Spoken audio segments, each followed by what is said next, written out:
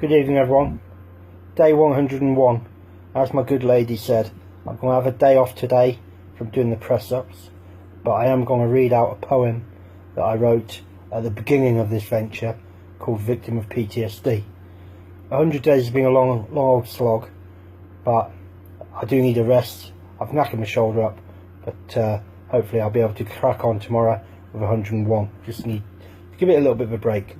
So, without further ado, I'm going to recite the poem that I wrote at the beginning of this little press-up challenge. I hope you all like it. PTSD, victim of PTSD.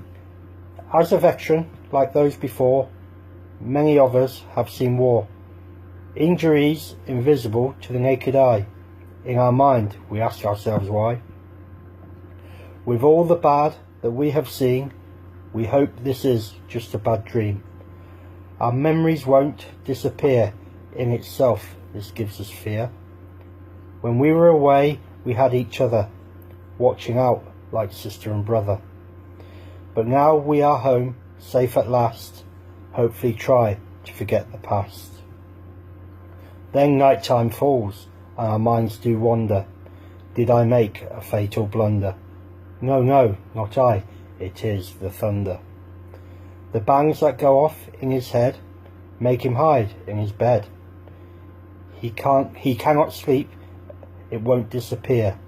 Yes, I'm sure he'll shed a tear. Back in that place he once had been, reliving the events he had seen. The smell, the noise, back in the mind, shouting, screaming, feeling blind. Feeling lost and on his own, fear, anxiety, depression have grown.